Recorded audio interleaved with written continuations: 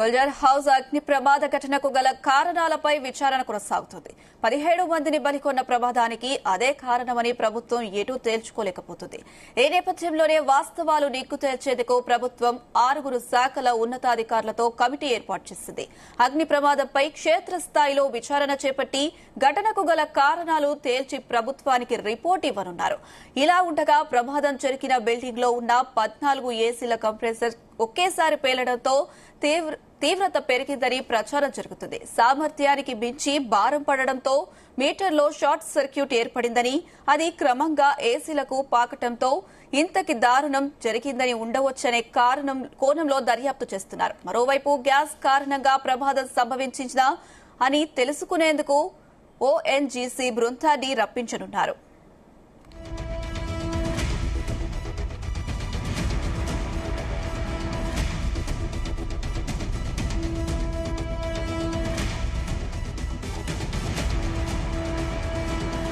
Right, ఇదే అంశానికి సంబంధించి మరిన్ని అప్డేట్స్ మా ప్రతినిధి సతీష్ అందిస్తారు. సతీష్.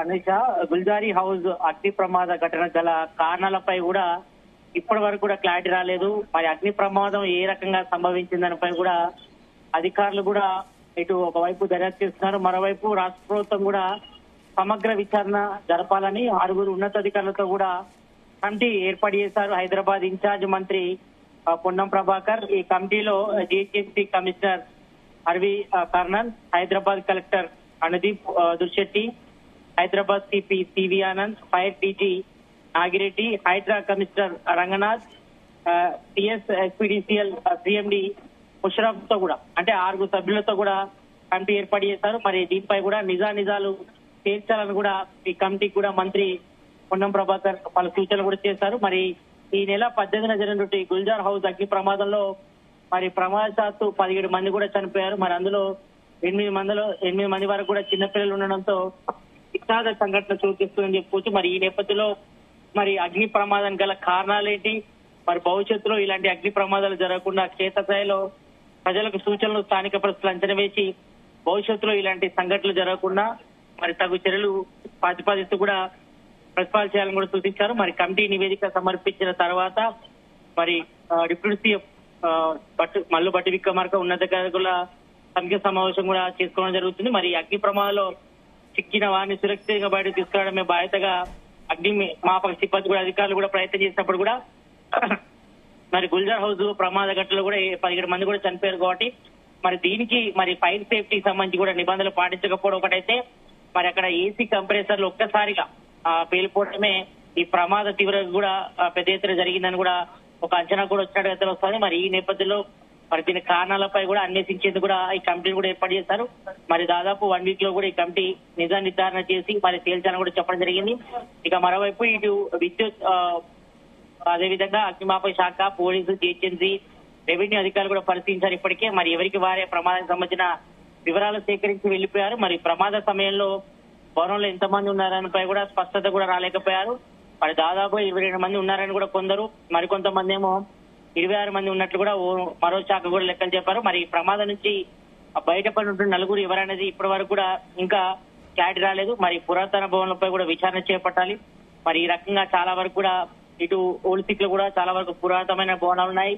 మరి గతంలో ఇటు జిహెచ్ఎంసీ ఆధ్వర్యంలో కూల్చినప్పుడు కూడా చాలా వరకు కూడా ఎలాంటి నిబంధనలు పాటించకుండా కొన్ని పెద్ద భవనాలు ఉన్నాయి. మరి వాటికి ఎలాంటి పర్మిషన్ లేదని కూడా తెలియడం జరిగింది.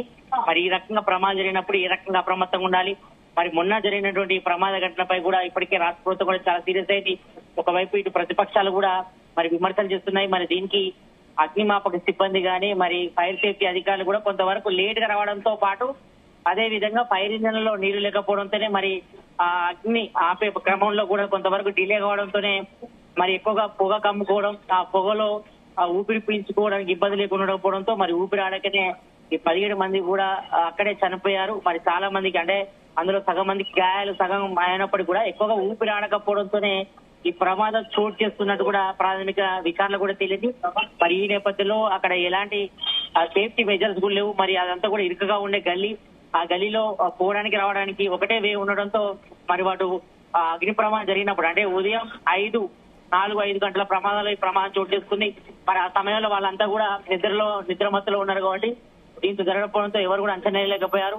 మరి ఒక్కసారిగా పొగ అమ్ముకోవడంతో మరి వాళ్ళు ఎటు పోలేక ఉక్కిరి బిక్కిరై మరి అక్కడే పడిపోయి చనిపోవడం కూడా జరిగింది. కాబట్టి మరి 17 మంది మరి దీనికి సంబంధించిన ఈ ఏసీ కంప్రెసర్ సంబంధించి పేలిపోవడం ఒకటైతే మరి షార్ట్ సర్క్యూట్ తో ఈ ప్రమాదం జరిగినట్టు కూడా ప్రాథమిక నిర్ధారణ వచ్చినప్పుడు కూడా మరి దీనిపై అనేక అనుమానాలు ఉన్నాయి.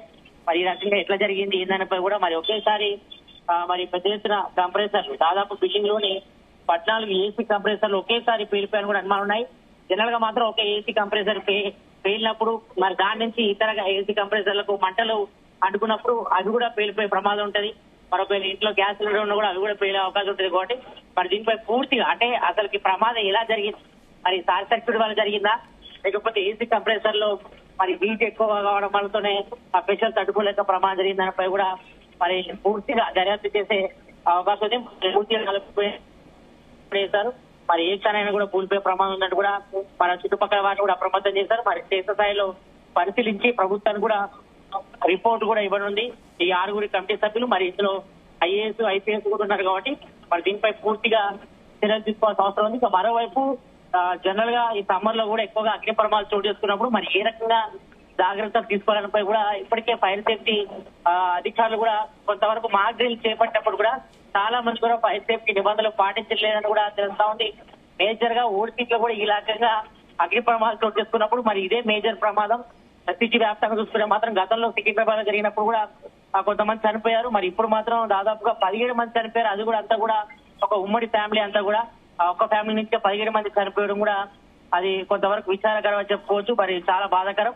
మరి ఈ నేపథ్యంలో మరి యొక్క దర్యాప్తుకు సంబంధించి కూడా మరి పూర్తిగా నివేదిక ఇవ్వాలని కూడా ఇప్పటికే సీఎం రేవంత్ రెడ్డి కూడా చెప్పినారు.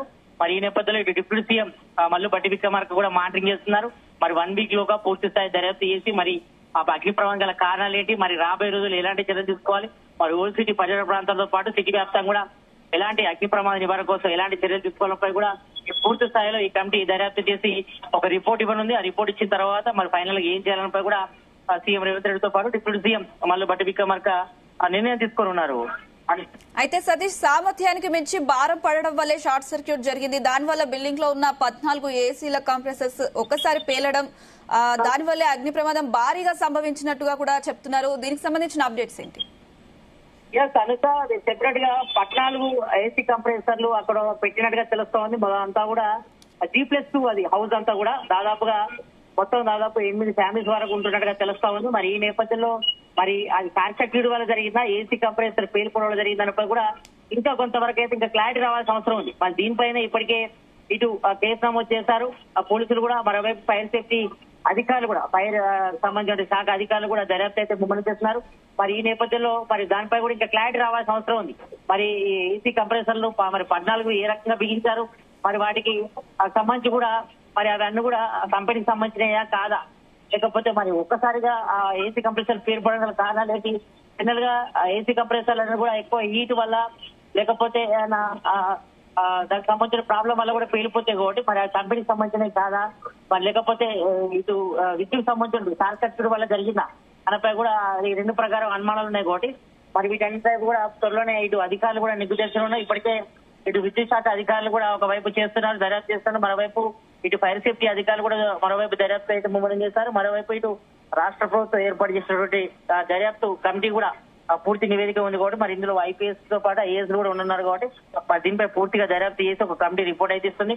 మరి ప్రమాద ఘటనల కారణాలు ఏంటి, మరి రాబోయే రోజుల్లో ఇటు ఓల్డ్ సిటీయే కాక మరి సిటీ వ్యాప్తంగా ఎలాంటి ఫైర్ మెజర్స్ తీసుకోవాలి, ఎలాంటి ఫైర్ సేఫ్టీ మెజర్స్ తీసుకోవాలనిపై కూడా పూర్తిగా దర్యాప్తు చేసి విచారణ చేసే అవకాశం ఉంది. కాబట్టి మరి ఇప్పటి వరకైతే మరి ఈ యొక్క ప్రమాద ఘటన జరిగిన తర్వాత మరి అలర్ట్ కావాల్సిన ఫైర్ సేఫ్టీ అధికారులు కూడా కొంత అలసత్వం ప్రదర్శించారనే ఆరోపణలు అయితే వినిపిస్తున్నాయి. ఎందుకంటే మనం గ్రౌండ్ లెవెల్ చూసినప్పుడు మాత్రం చాలా మంది కూడా ఆరోపణలు చేశారు. మరి సేఫ్టీ అధికారులు కూడా ఫోన్ చేసినప్పుడు కూడా వాళ్ళు ఇన్ టైమ్ లో రాకపోవడం ఒకటైతే, మరోవైపు ఆ ఫైర్ ఇంజన్ లో వాటర్ లేకపోవడంతోనే ఈ ప్రమాదం ఎక్కువ జరిగింది. దాంతోనే 17 మంది కూడా చనిపోయారని కూడా చెప్తున్నారు. కాబట్టి మరి వీటన్నిటిపై కూడా పూర్తి స్థాయిలో మరి అన్ని కోణాల్లో కూడా ఇటు రాష్ట్ర ప్రభుత్వం నియమించినటువంటి కమిటీ కూడా దర్యాప్తు చేస్తుంది. దర్యాప్తు చేసిన తర్వాత ఆ కమిటీ ఒక రిపోర్ట్ ఇస్తుంది. ఆ రిపోర్ట్ ఇచ్చిన తర్వాత సీఎం రేవంత్ రెడ్డి కూడా దానిపై ఒక నిర్ణయం తీసుకుని దానికి సంబంధించిన చర్యలు అయితే చేపట్టనున్నారు. Anusha. Right Satish, thank you.